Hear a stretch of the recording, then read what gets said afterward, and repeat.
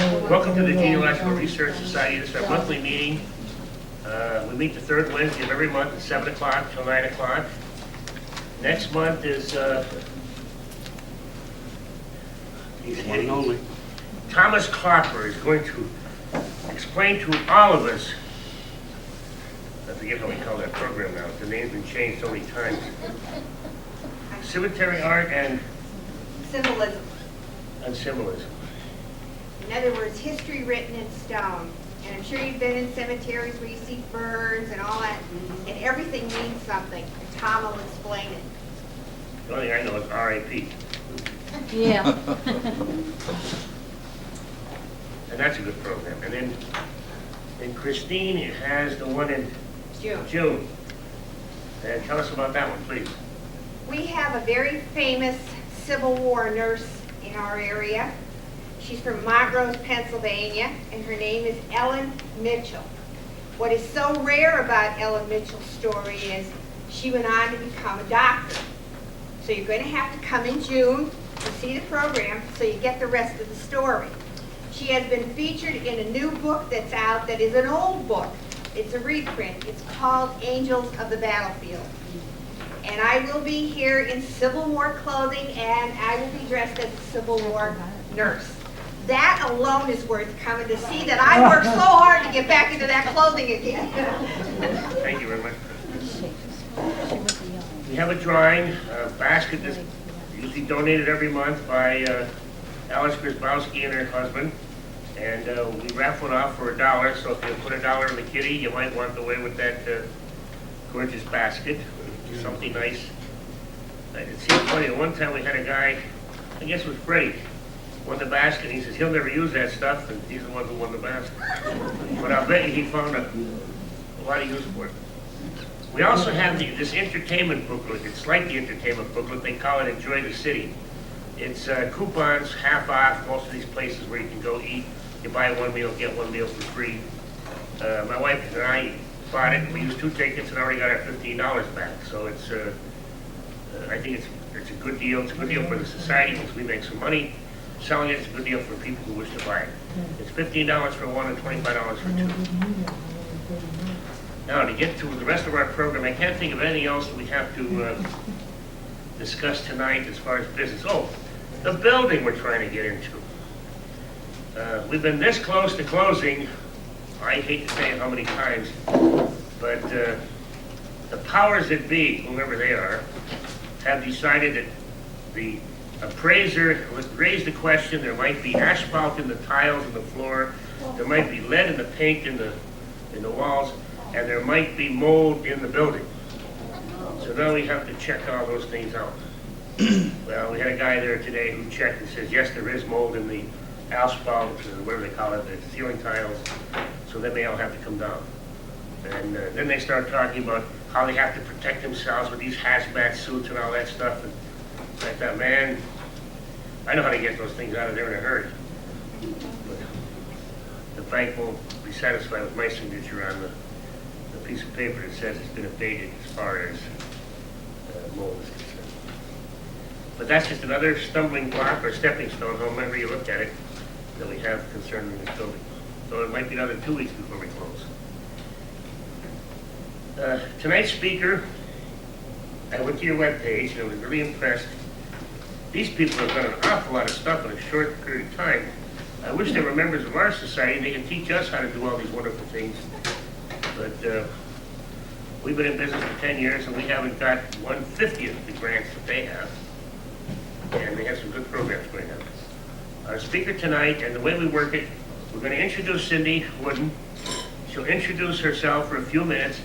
Then we're going to take a break and have something to eat. Normally we have pizza, but somebody had a 50th wedding anniversary and have all this food left over. So you're all going to share in this 50th. It's leftover night. There you go. Yeah. But anyhow, if I can introduce our speaker for tonight, Cindy Wooden from the Center for Anti-Slavery Studies in Montrose. All right? Please introduce. Thank you. Tell us about yourself, and then we'll break for a snack. Okay. Just one response into what he had said about our grants and so on. And they're generally not brick and mortar grants, unfortunately. We had to start out with a study grant, of course, and then we got onto another tangent. We bought an old building in Montrose. We have been able to get on the national, here, I always forget what it's called, the National Treasures listing, and with thanks to Mr. Sherwood, and got some grants because of that. So we're on phase 2 of renovating and rehabilitating this old building, which was built in 1817 as a bank in Montrose, the first bank in Susquehanna County. The interesting thing about this building is that it was owned by an abolitionist from 1840 to 1890. There has been rumor, of course, that it was a hiding place on the Underground Railroad, but there has been absolutely no proof. I will tell you more about that in a little bit. As for myself, I have been a first grade teacher for 30 years and retired early, and got into more work than I was planning on with the Center for Anti-Slavery Studies. It was an organization that started in 1996, and I got into it through quilting. Someone had said something about the organization, and I said, well, I'd heard about this book called Hidden in Plain View, and they said, why don't you come and tell us about it? And the rest is history, as they say. I'm the secretary, and I'm the major baker for supporting the group, and I do the quilting, and I do lectures, and you know the rest. So that's where I am today. I'm busy, busy, busy, and doing presentations such as this. I also do one on the U.S. Sanitary Commission from Susquehanna County, and my husband, of course, does one on the Place I Call Home, which is the program that he's involved in with extensively at this point. So that's just a bit about me. I guess it's time. Okay. I always bring a lot of stuff along with me, as you can see. Books, as I said, are one of the things that I especially get interested in, and so most of these are children's books here with me. I think people can learn from any children's book that you put out, and I also have a bunch of quilt books on this table over here. So let me just tell you quickly about some of the books. You saw that I had brought Addie, the doll from the American Girl series, which I had not been very familiar with for quite some time, but the American Girl series have done a very good job at producing their books. I especially like this background book that is available for each of the dolls. It tells about the world of Addie, in this particular one, 1864. It has photographs, it has paintings, it has information on toys, inside of houses, outside of houses, what people wore, the kinds of tools they had, the kinds of jobs they might have had, and so the boys can be interested in it too. And I always take this with me when I'm talking to students. The other books, this one in particular is a forerunner of the book Hidden in Plain View, which I'm going to talk about tonight. This is an oral history, based on an oral history. I think it was out of Missouri, where this little girl and her grandmother made a quilt that was supposed to be a map for those who were escaping on the Underground Railroad, something they would have to memorize before they left. And I'll talk about this book later. This is another one by the same author and illustrator, Under the Quilt of Night, later book. So I try to collect books that have something to do with quilts in them. And Barefoot, Escape on the Underground Railroad is this especially interesting book, I think. It shows someone who is escaping from the standpoint of a rabbit and other animals who are watching the feet as they go by on the road or path. Follow the Drinking Gourd is a story out of the Tennessee Tombigbee area. And our Montrose area does have some kind of a connection to that area too, and I'll tell you about that later. This is a song that tells how to escape on the Underground Railroad by following the Drinking Gourd, which of course is the Big Dipper pointing to the North Star. I had some children once ask me, well, how on earth would you do that? I don't know if I can do that. I had to think about it myself. So when I went home, and I live in the country, fortunately, so I can see the stars at night. And as I'm facing north, finding the Big Dipper and the North Star, you turn around, you can't see that. So if it's a starry night, you'll be able to at least get somewhere north. These two books are fictional books, and this is the Dear America series for for somewhat older children. This one, I Thought My Soul Would Rise and Fly, is a diary of Patsy, a freed girl. Some of them are based on a real person. This one I don't think was, but this one was. And this was the first one of the series that I read. This is called A Picture of Freedom, the Diary of Clotie, a Slave Girl. It was especially interesting to me. It was based on the WPA narrative works that were done. And when this lady, Clotie, was interviewed, she was some 90 years old. And then the author went through all of that information and made a pretend diary for her. So this is based on a real person. The interesting thing in that book, among many, is that she learned to read by being the slave of the boy on the plantation who was learning to read. And she was learning faster than he, so she nearly got herself tripped up a couple of times, according to the story, when she was ready to say the word that he couldn't say. So get some of those too out of the library or at one of the bookstores, because they are very interesting. They will give you at least some kind of background on things that happened during the Underground Railroad period. This story is an imaginative story about Harriet Tubman. It's called Minty. And the person wanted to imagine what she would have been like as a child, what kind of a person she would have been, and to develop into the amazing woman that she became. Her name was actually Araminta, and that's where the name Minty comes from. So take a look at that tonight if you'd like to. The books over here on this table are quilting books for quilters that deal with historical aspects. These two are about various women throughout history.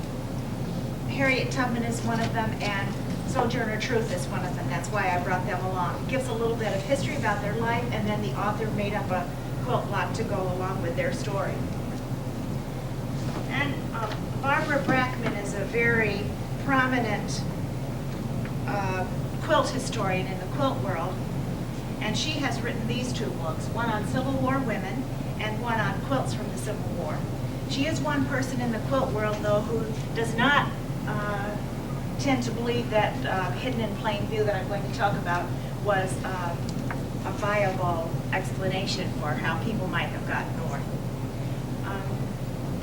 This book is about African fabrics and from different parts of Africa, so if you're interested in textiles at all, you might be interested in that book. And this one, called Pictures of the Past, has a photograph of supposedly an old slave quilt, they called it, and I have made a variation on that here on this table. The Last Slave House is an interesting book. It also tells about slavery in the colonies in the United States, of course, and escaping from that slavery, but it also has activities at various points during the story that children can do. So if you have kids around that you want to encourage, your homeschoolers, or a project that you need to do at school, for grandchildren or whatever, that's a good book to get a hold of. This one, Building a New Land, tells about from the time that slaves were first imported into the Jamestown colony. In fact, I think it also tells about the Spanish coming to America before that. So even by the time the Pilgrims had arrived in 1620, there were already slaves in the colonies. And then that takes you up through escaping on the Underground Railroad as well. That just about does it for the books. And so we'll get back to the main book for tonight, which is Hidden in Plain View. And it's a theory, is basically what it is. It tells about the theory of the quilt codes being used on the Underground Railroad. And I'm going to tell you some of those block stories as well as some of our local history from the Susquehanna County area. Hidden in Plain View was a story that was told to this particular author, Jacqueline Tobin, by a lady in South Carolina in the quilt market, whose name was Ozella McDaniels Williams. And she was in her 90s when she finally told this story to Jacqueline. Jacqueline was not really interested in quilts to start with. She was more interested in women's handwork like basketry and whatnot, and that's one reason she had gone to the South Carolina, the Charleston market, was to look at the basket makers there. instead she found herself standing in front of the quilt lady, all surrounded with her bags of quilts. And while she was standing there looking at things, Ozella said to her, well, do you know that quilts were used on the Underground Railroad to help people escape? And Jacqueline said no, she didn't know that. The lady talked to her a little bit more. She bought a couple of quilts, so she must have been reasonably interested in it. Took them home and started to think about it some more. And as she thought, well, maybe this is something I should look into more. So she called Ozella, since she had her business card, called her and said, well, I think I'd like to hear more about this. And Ozella said, I don't think you're ready. And that was the end of that conversation. So Jacqueline had to find other quilt people to talk to find out what they knew about this, if anything. And she eventually met Dr. Raymond Dobard from Howard University in Washington, D.C., who was a black male quilter, and talked to him. And to get together, they started to try to investigate West African art, the practices of secret societies and whatnot. And then, after 3 years of doing this kind of research, she went back to the quilt market, not telling Ozella that she was coming, and Ozella recognized her, according to this story, and she said, now sit right down here and write this down. And then at that point is when she told her the quilt code theory. And of course, since it had come down through her family, from her mother and her grandmother, and now that she was 90, and no one in her family had been particularly interested up to that point, as oftentimes happens with our stories, she hadn't really related the story too many times. So because of time passing, she couldn't fill in all the blanks. And Jacqueline and Dr. Dobard tried to do that somewhat. And this is how the code goes, which didn't make any sense to me, of course. I don't know any, I couldn't read the Morse code either if anybody tried to make me. So I wouldn't know any of those secrets. This is how the quilt code goes. The monkey wrench turns the wagon wheel on a bear's paw trail toward Canada. Once they got to the crossroads, they dug a log cabin in the ground. Shoefly told them to dress up in cotton and satin bow ties, go to the cathedral church, get married, and exchange double wedding rings. Flying geese stay on the drunkard's path and follow the stars. Now, the only reference to a quilt block that you are very familiar with, double wedding rings, is not in the quilt code, because it was developed in the late 1890s after there wasn't any more need for the Underground Railroad. So that one is not in here. The other one that is very, very controversial, and this is where Barbara Brackman steps in and says, no, the log cabin block could not possibly have been in the quilt code, and so therefore this could not have happened at all, is because the log cabin block was not published. Notice the word published, until Abraham Lincoln became president. And so lots of people say, well, the log cabin block didn't come into use in quilting until Abraham Lincoln became president. Well, surprisingly or not surprisingly, the log cabin block comes in many variations, and the variation I'm going to show you is the oldest one, which has been found on some very old quilts, one that was before Abraham Lincoln was president, and also on people's clothes, and like the grandmother's flower garden hexagon pattern is used really worldwide. It probably had nothing to do with Abraham Lincoln, but since he grew up in a log cabin, that was the handy one to use for him. Also, I'd like to point out that a lot of quilt blocks were not published until long after they had first been used over and over and over for many, many years, because quilting was a utilitarian project that you used for everyday things, and it wasn't worthwhile putting in Godey's Ladies Book and publications such as that. So quilting was kind of a orphan child, I guess you might say, and people didn't pay much attention to it as far as handiwork was concerned. That was just utilitarian things. We needed them for the beds, fancy ones for the guest room maybe, or special events, but mostly they were used up. And also another reason people say, well, the quilt code could not have been used as escaping under the Underground Railroad, because it was never recorded. Of course not. Underground Railroad was very secret, and nobody wanted to record those kinds of things. So it had to be kept secret. Also, if you're using utilitarian quilts, no matter where you use them, they are to be used, and they get used up, and they get thrown in the rag bag, or they get used over in some cases. We wrap things up in them nowadays. You often see them as dog bed or something like that. And so we just use them, and they get gone. So there are lots of pros and cons of this particular quilt coat theory. And I read the book straight through, and then I talked to my relatives some about it. My sister and my niece asked me a heck of a lot of questions that I wasn't very well able to answer.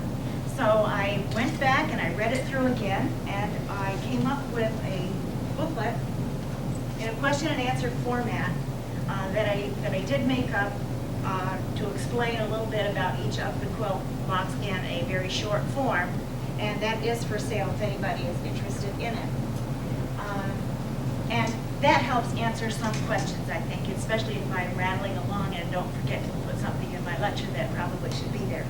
So let me show you the quilt blocks that went with these phrases, and tell you a little bit about the theory, and also a little bit about our history in Susquehanna County.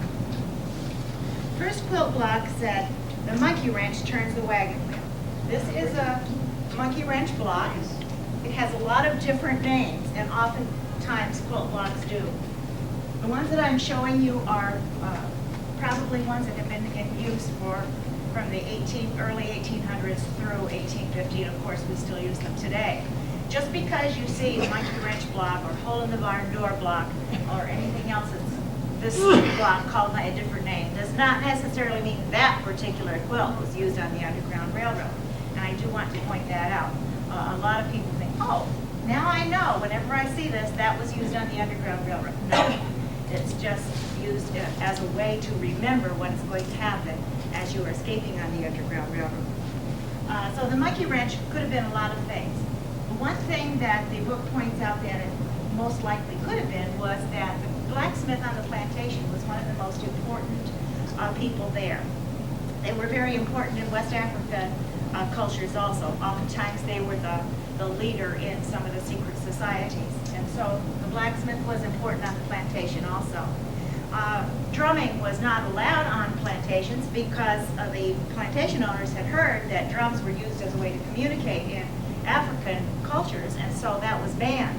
But let's not forget that when you're working on a hard anvil with a hammer, you can still pound out some kind of a message. And so that could very well have happened. When we were lecturing in Equinox this past summer, a gentleman got all excited when I showed this block, and he went right home and came back with a blacksmith's monkey wrench. And by golly, it was the same shape as this block.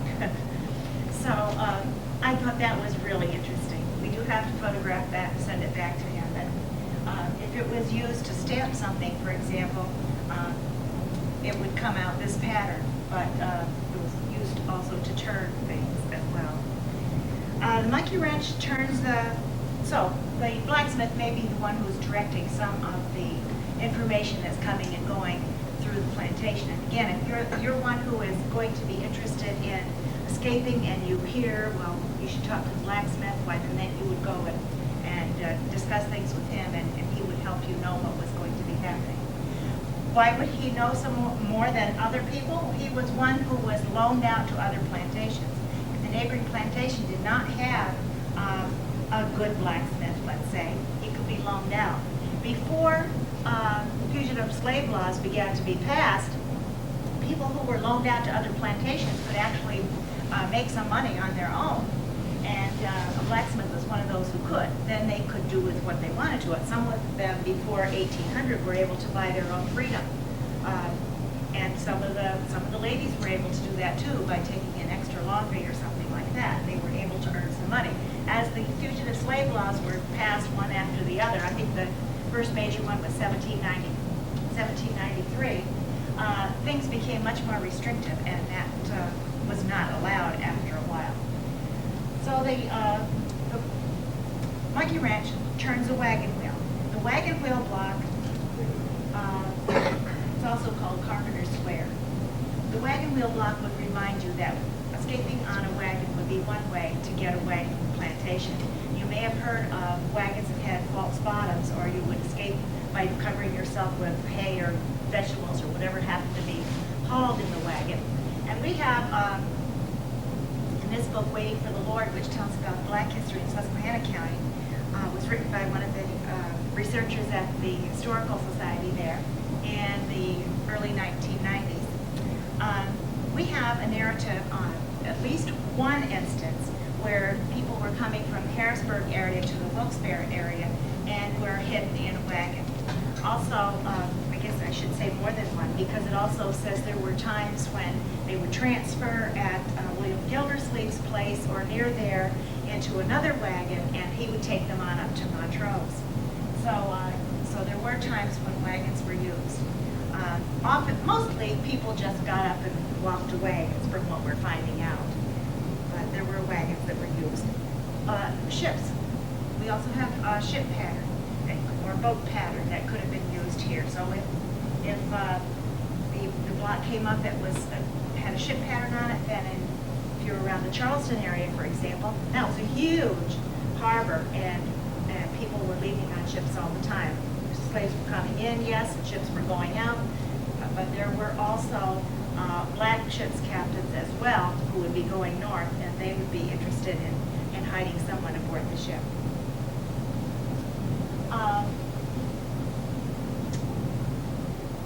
Forgot the next part. They would go toward Canada on a bear's paw trail. This would be another way of escaping, following an animal trail. If any of you are watch the little pathways around the hills and so on, especially when you get a light snow first thing in the fall or late snow in the spring, you can see those deer pathways all over the countryside. And some of them are very well worn. I know there's a couple that go right past our house out in the country, and we could get on those and follow them right down to the stream. So a bear's paw trail meaning an animal trail, could take you to shelter, perhaps a cave, perhaps a pile of brush. Around here would be hemlock trees to hide under. Water. It would eventually go toward a stream, and possibly in the spring or early summer, if you were escaping then, towards some kind of a food source like a berry patch. So that would be helpful. And I'm saying on a bear's paw trail toward Canada, after 1850, Canada was the safest place to go to. Slave catchers could go over the border to Canada, but it wasn't very likely. After 1850, yes, they could come all the way up here in the north in Pennsylvania and get people who had escaped. There are a couple of instances in Wilkes-Barre where people had, one where a fellow was a free black and one who had been an escapee. And they were followed by slave catchers and tried to take back. We had a slave catcher come all the way to Montrose as well and announced to the sheriff that he was there to catch so-and-so, and the sheriff, it was evening, the sheriff said, I'll take care of that in the morning, and let the slave catchers go to the hotel or wherever. He went to the abolitionists and told them what was happening, and then they were able to get anybody who needed to be out of town. And the next morning, Sheriff Johnson went to the slave catchers and said, I'm sorry, we don't have anybody here by that description. And so fortunately, he was on the side of the abolitionists. Otherwise, all he would have had to do was take them to a magistrate. Someone could have sworn that this person was an escaped slave, and in fact they would go to the South, because it was against the law to aid a fugitive. It was against the law to help them in any way. And the people in the Montrose area were doing more than that. They weren't just helping them on to another station.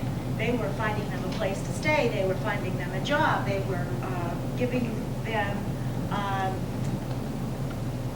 a place in the valley called Pleasant Valley to build their homes, and they eventually built a couple of churches, and they were being a welcoming source. So the whole, not everyone in town obviously was an abolitionist, but generally the town fathers were, and so that was the important thing with Montrose.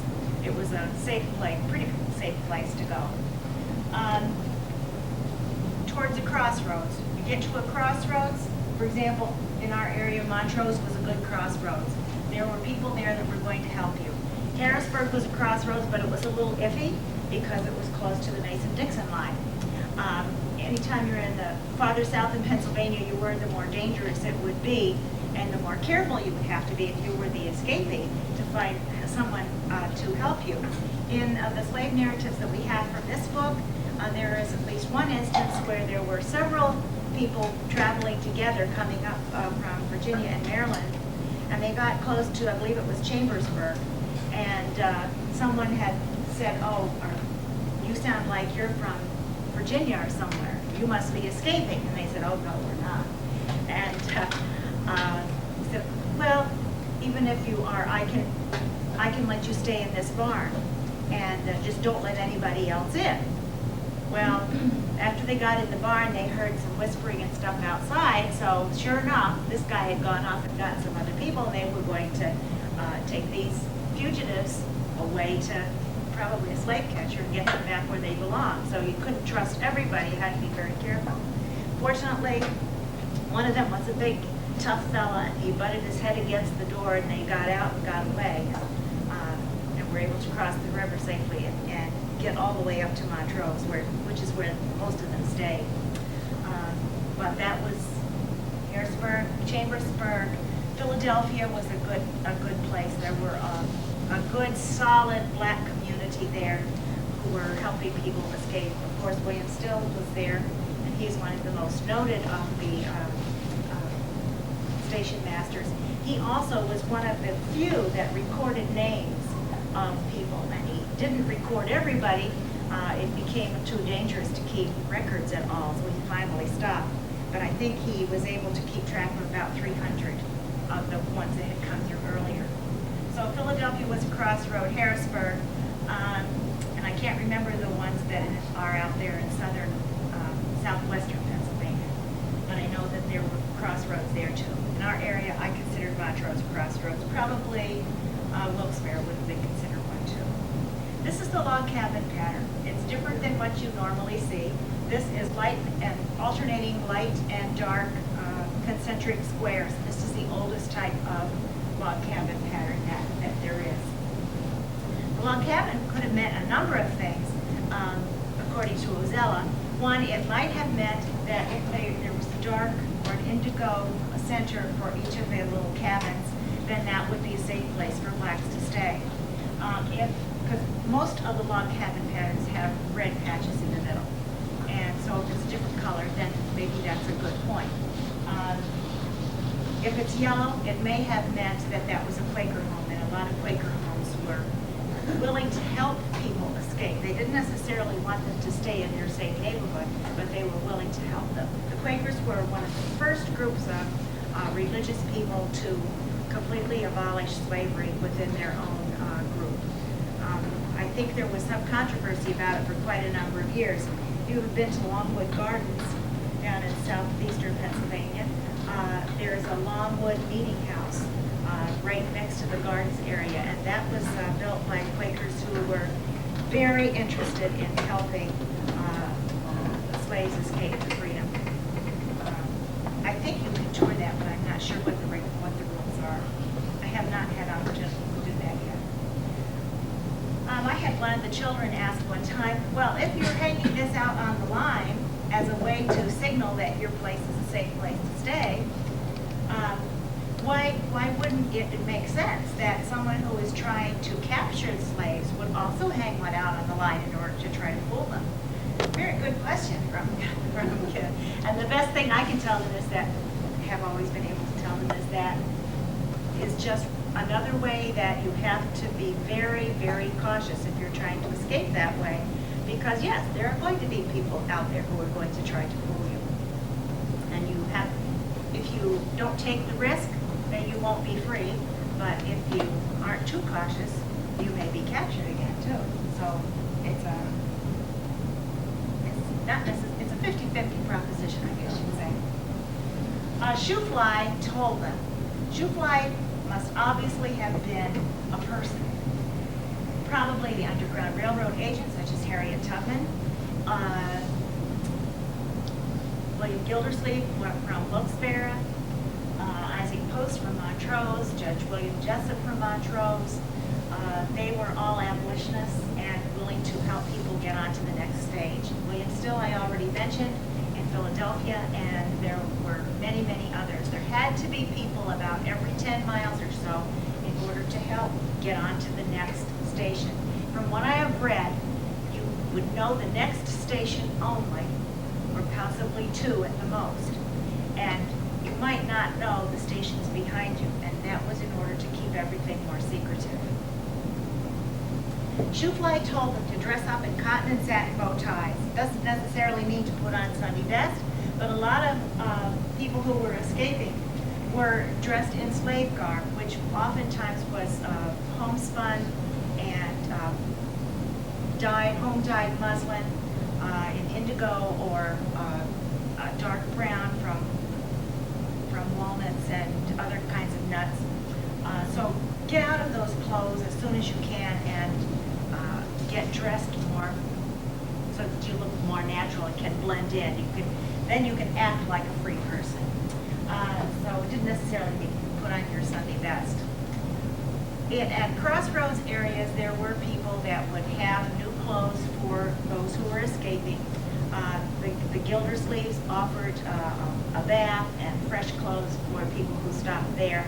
There were people all over the north who made clothes and sent them to important crossroads areas, so that not all of the local citizens would have to do all of the providing. And the Boston people were having anti-slavery fairs and whatnot in order to raise money to get funds to do this.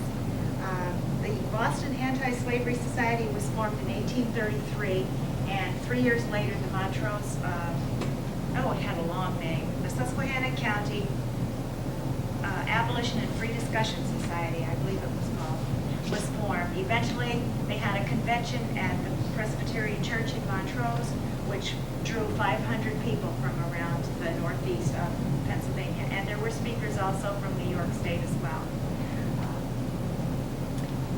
So, trying to act a different way. Reverend Jermaine Logan was an escaped slave who came from the Tom Bigby area. This refers to this little song. I don't know if he escaped using that song or not. In fact, I'm pretty sure he didn't. But his mother was called Cherry, and she had grown up in Ohio, southern Ohio, as a free black person. She was captured at age 7 and taken to Tennessee, and she never escaped from slavery again. However, one of her sons, I think she had 2 sons, and a couple of daughters, and some of them were sold off to somebody else. But her son, Jermaine, managed to stay with her until he was 21, and then he took his master's horse and he left with a neighbor's way. And he made his way up to Detroit, crossed into Canada at Detroit, and around to Hamilton, Ontario, where he found a large colony of blacks who had settled there, and also some people that said, you need to get your education. Go to New York State, see, probably forgot his name now, Jarrett Smith, who is up in the Peterborough area. He will help you get into the Oneida Institute, and you can get your education there. So at age 21, after he had escaped, then he learned to read and write. And he also became a minister in the AME Zion Church. He's known as the Underground Railroad King of New York State. And we have a good connection with him in Montrose because he was pastor of the AME Zion Church there from 1861 to 1864, while he was also pastor of the Binghamton AME Zion Church. His daughter was Amelia. She taught in one of the first black schools in Binghamton. And one of his self-proclaimed jobs was to travel around New York State, northern Pennsylvania, setting up schools for blacks, setting up Safeway stations for those who were escaping. His home in, I think it was Syracuse, was one of the biggest way stations of all. And since he was pastor on a circuit, his wife got to do most of that job. But his daughter came to Binghamton with him, and she eventually married Lewis Douglas, Frederick Douglass's son. So they were all friends and close to the northern part of Pennsylvania. So getting into a different mindset was one thing that Jermaine Logan said found he had to do, and he had to do it several times. When they were crossing Kentucky, Kentucky was interested in helping people who were free keep on moving. They didn't necessarily want them to stay there and own a farm or settle down, but they were happy to keep them moving. So they found when they got into Kentucky, they had to act free, because if they acted like they were fugitives, they were more likely to be caught. They spent money. Yes, they had saved up money from the odd jobs that they had done off the other plantation, and they had their master's horses, which they had carefully fattened up before they left. And they stayed at the best hotels. They spent money. They acted like they were free people. And then when they got to, I think it was Illinois, they had to act like they were escaping fugitives, because Illinois also wanted to help escaping fugitives get on to the next state. They didn't necessarily want them to be free there. So they had to act in a couple of different ways. So getting into new clothes, different clothes, was a good plan. Now the last phrase starts out with flying geese. And this pattern, I think, could be used and have been used here in the north. If you're flying geese, which are these triangles, and there are all different kinds of flying geese patterns too. So if you have all the geese flying in one direction, it really wouldn't make any difference. Then you could hang your quilt whichever way you wanted the fleeing fugitives to fly. But with this, you need to have at least one goose that's a different color. And that way, when you hang your quilt out, they would look at the odd colored goose to see which direction to go. So if you've got your quilt on the wall, on the line, for example, here, if you are a safe house and a director of where you want them to go next, if it's okay to go north, then hang it this way. But if you have to make a side trip and go east or west, then it was this way. In Montrose, instead of going to Friendsville, this would signal go to Rush. Or you put it the other way, go to New Milford first before you head north, because there's danger on the road ahead. So that's kind of interesting. Flying geese can mean the direction you're going, or just keep on going north. Follow the flying geese in the spring, for example. But I think it must mean the fugitives, because the phrase goes, flying geese stay on a drunkard's path, meaning go in a crooked way. Don't go in a straight line. In fact, West African cultures believe that evil traveled in straight lines. So if you went in a crooked way, you were less apt to be followed. And follow the stars. In this case, this is the earliest star pattern that was used. And now I'm trying to think of her name. Questa Benberry is a black quilt historian. She's in the same study group as Barbara Brackman, so they must have interesting conversations. She wrote one of the introductions to this book. She said she was doing some research because she wanted to do some, this was back in the late 1970s when she was quilting. One of the first quilters magazines I got was in 1981, and a little article was in there. She was searching for a special star pattern that she wanted to include in a small wall hanging she was doing on African American women. And someone suggested that she use this pattern, and so she finally did, although she didn't know if that was the best one to use or not. And then later some of her friends were doing some investigative work at the Boston Museum and found that there was a small quilt that had been made for one of the Anti-Slavery Society auctions, which was made with this pattern in the center of it. And in the center of the central square was a small poem written, I can't quote it at all, it was kind of long, but it basically told that we want to remember the black woman's child who may be torn away from her as they are sold away from her family. And so this is a very special pattern to me. Follow the North Star, and I already talked to you about looking up at the stars and going north that way. If you haven't thought about that before, you may want to try that sometime. Facing east, you won't necessarily see that North Star. Facing south, you definitely won't see it. And I still think it's amazing that people could make their way following the North Star. At least one of the narratives from this book said, we got as far, somebody helped us get to Harrisburg, and then we followed the North Star till we got to Montrose. Obviously, they had some other help along the way. But it's a very interesting history of the people that did come to Montrose and ended up staying there. People have asked me, well, how many blacks are in Montrose now? And the answer is not very many. And I think there's only one family that still has representation there. But at one time, Susquehanna County had 270 in the county by the 1870 census, I believe it was. They started out with 9 free blacks in 1800 and expanded to 270. They came from somewhere. And then, why did they go on? I asked that to the children today, and of course the children didn't answer, but one of the mothers did. And she, of course, said, well, to find better jobs. And that's exactly why most people move out of an area.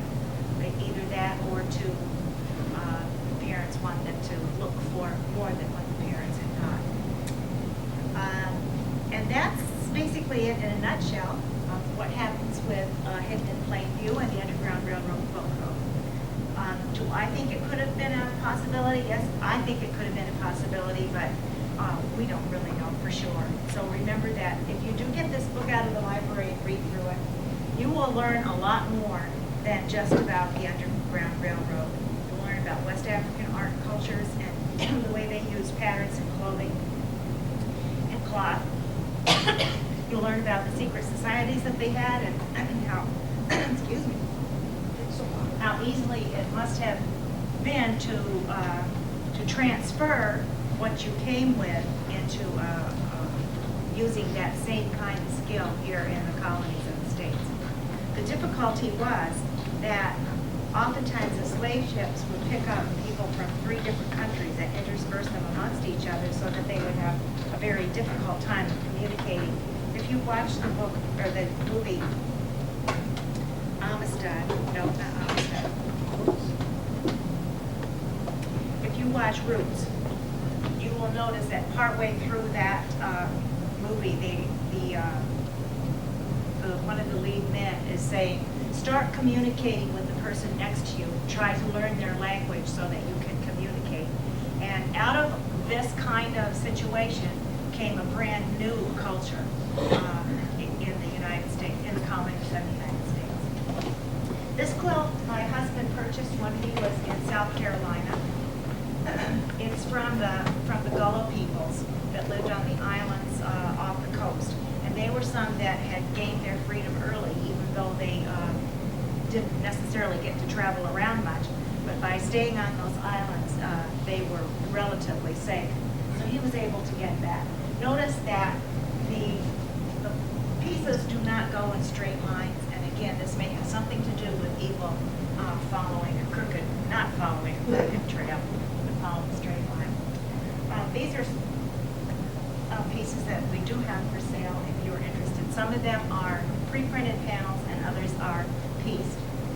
This is a pre-printed, 12 pre-printed panels that my husband actually quilted, and that's our main quilt for our bed. This is one of 2 panels that the 4th graders in Montrose did several years back. I think they must be in junior high or high school by now. Each class had to depict themselves at their desks, decide what kind of patterns to use around the outside, how they wanted to decorate their classroom, do a little research. This one is about Jonathan Jasper Wright, and this one is about abolitionism in Montrose. Just as a quick aside, Jonathan Jasper Wright, if you haven't heard about him, he grew up in Springville, which is about 10 miles from Montrose, studied law in Montrose, went to not Oneida Institute, but another one in New York State for additional schooling. Came back and tried to pass the bar, but since blacks were not allowed to vote at that point in time, 1865 I think it was, he they wouldn't approve it. So he went to Beaufort, South Carolina, to teach in the Freedmen's Bureau School, and came back in 1866 after the blacks were allowed to vote again and passed the bar, no problems. He's the first black in Pennsylvania to pass the bar. And then he went to help in South Carolina with Reconstruction. He became a Supreme Court justice and taught at a college that was founded for blacks, and I can't think of the name, Claflin College, I believe it was. Died at age 45 of tuberculosis, so he did not have a chance to do all the wonderful things that he might have done otherwise. And I think that takes care of just about everything. If you have some questions, I'll be happy to try to answer them. Yes, sir. When did the Underground Railroad start? Is there kind of a period? Yes, I think there is a general period when people are considering that, and in the Montrose area, the fugitives started arriving about the 1830s. Most of them settled in Montrose around in the 1840s, but the numbers kept climbing until the war. There were 33 men who joined the black troops in 1863 as soon as they were allowed to join the Union Army, and at least one of them died in the siege on Fort Wagner. But the main influx of people fleeing north was probably from about 1815 or so on through the Civil War period. As other people have said, well, anytime you have someone in slavery, they start trying to be free at that point. So some people were able to get free, obviously, early on, but most of them were not. Yes? When I lived in the Muncie area, which is Lycoming County, I helped with the settling of the estate. The house was going to be demolished, and it was, because they were putting a four-lane highway in. Alongside the fireplace, well, being informed, we thought it was a broom closet, and I kept saying, why would a broom closet open to the outside? And I'm short, I'm 5'4", and this had to be for someone less than 5 foot and very thin. And I often wondered, was that somewhere where you could hide someone? Was it that? And was the Underground Railroad in the Muncie area? Yes, it was, yes. That's right, not far from the river, right? Or is it Yes, right on oh, it's very yes. close to the river where the house is, yes. Yes, there was a gentleman, and I can't think of his name, and it was John Hughes, that Hughesville is named after. Yes, I know what he's And I called. believe he was a black man who ran barges up and down the river. So he was one who was very important in the Underground Railroad area, through that area. And also, I think it was John James, who was in the Elmira area. So we ran the rivers up through that way. There was a quilt in that house that I was fascinated with, and I believe that's North Star. Is that okay? Now it doesn't mean that that was that type of quilt. It could have just been a use of pattern. But I was always fascinated, and never could find out what that was alongside the fireplace. It made no sense to me that it opened outside. You know, I kept trying to go in and out and go in and out with it, and I just couldn't understand it. And I didn't know very much about that type of history. It could have been. Karen James from the Pennsylvania Historic Museum Commission would say that the farther north you get, the less need there was for places to hide. And I know we have rumors all over Montrose about every other house was supposedly a place to hide escapees, but in Montrose you really didn't need that kind of situation. We do have one house that is documented by a diary that said this was a place where fugitives were hidden. The man who owned the house happened to be the secretary of the Abolitionist Society, son of the founder of the town, and extremely active on the Underground Railroad. So that's definitely a possibility, but how much need there was for it, I don't really know. Now that she's mentioned that, you know, it makes sense too. There weren't that many slave catchers coming into the area, and so there wasn't that much need for actual physical hiding. anytime that you had a settlement of free blacks, or those who became free and built a church, for example, it was much easier for anyone who was a fugitive to hide amongst the blacks. And so that you wouldn't really necessarily need a physical place to hide. So we've kind of had to rethink some of that thinking in this northern part of the state. Maybe there weren't as many places to hide as people have thought over the years. But it is interesting. When I was visiting Salem, Massachusetts, I went through the Nathaniel Hawthorne House, and that was supposed to have been a hiding place on the Underground Railroad. And next to the fireplace was this very narrow stairway. It was a stairway that went to the upstairs attic. Just one part of the attic. Once you were up there, you couldn't go to the other side of the attic without coming down the stairs and going up another set of stairs. So we were there in the summer. It was hot. I can't imagine what it would have been like to have to stay up in there. Salem would probably needed to have a place to hide because it was right on a good harbor, and so there were a lot of ships coming and going that could have carried slave catchers and whatnot there. So yeah, very interesting.